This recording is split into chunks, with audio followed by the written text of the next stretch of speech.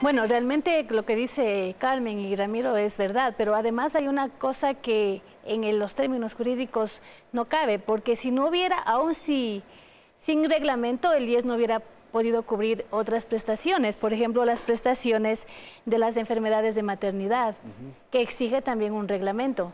Si no hubiera habido reglamento, el IES simplemente lo hubiera dejado de hacer. Y hay una fundamental que es de conocimiento de todos los afiliados. Dentro del reglamento, que sí existe, también establece la necesidad de contratar los servicios de salud de los prestadores externos, y eso se lo está haciendo hasta el día de hoy. Es decir, a pesar de que no ha habido reglamento, el IES ha hecho varias gestiones adicionales, como por ejemplo, lo que ya dije, las prestaciones de salud, algunas contingencias amparadas para los discapacitados y para los pensionistas. Es decir, no era necesario establecer la existencia de este reglamento.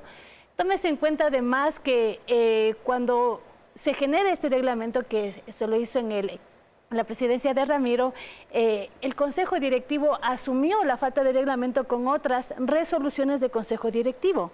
Y no fue necesario hacer algo respecto de la deuda del Estado porque ya habían los convenios. Ya estaba entonces, aceptado, claro. Entonces jamás se podía esperar que alguien elimine así por así. Hay una cosa preocupante de esto que yo me quiero referir al informe de Contraloría, y es que la Contraloría claramente dice que por qué esta comisión interinstitucional o ad hoc que se creó, que es hecho por dos personas. Cristian Hidalgo es Ese es el informe, firmado por Cristian Hidalgo y Marco Almeida Costa del Ministerio de Finanzas. Son únicamente dos personas que nadie las delegó, nadie las dispuso, nadie las autorizó. De hecho, la Contraloría le manda una carta al presidente Espinosa diciéndole que de dónde aparecen estos dos delegados, porque ellos mandan una carta a la Contraloría diciendo la deuda no existe. Entonces la Contraloría obviamente dice, ellos son dos personas que no tienen nada que ver, sí, una iniciativa además negativa. ¿Y dónde está la autorización del Consejo Directivo?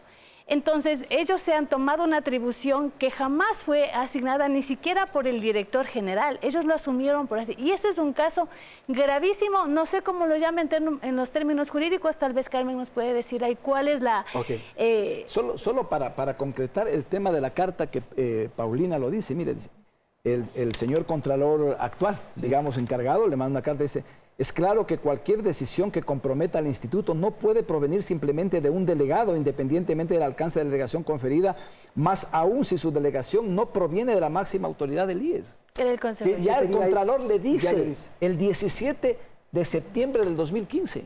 ¿Qué significaría esto? Ya voy con usted, Joaquín. Bueno, es que es una cadena de acciones ilegales que van cometiendo estos funcionarios. ¿Y se van produciendo delitos, Carmen? El tema penal hay que analizarlo, ¿no es cierto? Porque obviamente un tipo penal tiene que estar tipificado en el COIP y luego tiene que haber dolo, etcétera, una serie de situaciones, pero obviamente hay responsabilidades civiles y administrativas e incluso habría que analizar la penal. Pero tengo entendido que la directora general, sobre la base de este informe, que no dice borre la deuda, simplemente dice no existe la deuda, pero la directora general, Giovanna León, se va más allá y da la disposición por escrito de desaparecer la deuda de los balances. Y hay una serie de personas, yo las quiero mencionar, comenzando por Giovanna León.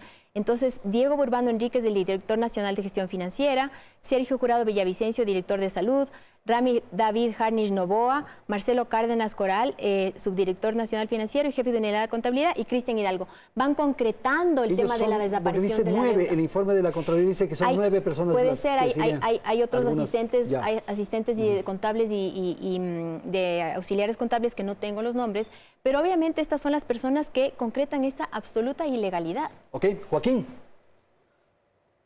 Muchísimas gracias por la invitación, un saludo a toda la ciudadanía.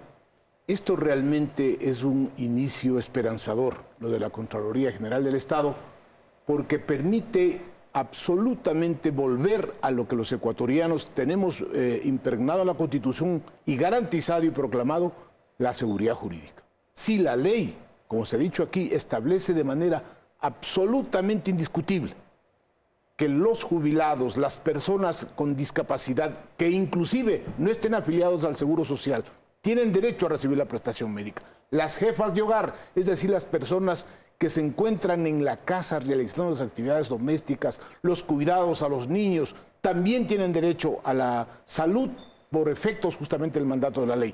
Igual, las personas con enfermedades catastróficas, todas ellas, estos sectores vulnerables, tienen ese derecho que dice la ley. Y en ningún caso podría este momento decirse que por falta de reglamento no puede establecerse, doctor, la obligación. el hecho de del que Estado. no haya reglamento es una justificación, una argumentación para que no se contabilice esta deuda. Es un argumento totalmente infundado. No tiene ninguna, podríamos decir, coherencia jurídica. Porque, en primer lugar, la ley es la normativa superior. La ley, en los enunciados en donde dice los derechos de las personas, no dice conforme al reglamento. Porque cuando se remite al reglamento puede hacerse esa interpretación, pero en este caso no. Ni siquiera hay eso. No hay, en la única situación en donde podría establecerse, como dice la Contraloría, un reglamento es para las personas que tienen o padecen enfermedades catastróficas, porque ahí viene una contribución y una aportación de afiliados, de empleadores y del Estado. Ahí sí. Sí, yo quiero remarcar dos temas en esto. En primer lugar, la Contraloría en su informe dice expresamente: la falta de este reglamento en la Ley de Seguridad Social no constituye justificación. Expresamente. La baja de la deuda por prestaciones de salud efectuadas por el IES en razón de que estas fueron atendidas y actualmente siguen siendo prestadas. O sea, es clarísimo. El tema de las enfermedades catastróficas es importante, Andrés, porque en ese concepto sí había necesidad de un reglamento para que defina la aportación de empleadores, trabajadores y el Estado. Sin embargo, Rafael Correa Delgado sí emite un reglamento sobre este tema. Y lo de las catastróficas. En lo de las catastróficas respecto del Fondo Solidario sobre la base legal del artículo 103 de la Ley de Seguridad Social, en donde él define, con su autoridad como presidente de la República, dice: hasta que se cree el Fondo Solidario para la Atención de Enfermedades Catastróficas previsto en la Ley de Seguridad Social y se determine por parte de dicha institución los porcentajes de aporte obligatorio de afiliados de empleadores, el Ministerio de Salud, garantizando el derecho de las personas a recibir la atención especializada y gratuita a todos los niveles, seguirá atendiendo a las personas con enfermedades catastróficas. Por lo tanto, no es verdad aquello que dice el presidente del Consejo Directivo, Richard Espinosa, de que tiene que ahorita, en este momento, subsidiarse o pagarse esos 900 millones que ha determinado la Contraloría por parte de los empleadores y trabajadores, porque hay un decreto que dice que el Ministerio de Salud se va a hacer cargo. Ok, tengo que ir a una pausa, enseguida volvemos con ustedes para comentar otros elementos que tengan que ver con este asunto que ha provocado, sin duda, una enorme expectativa nacional. En un instante.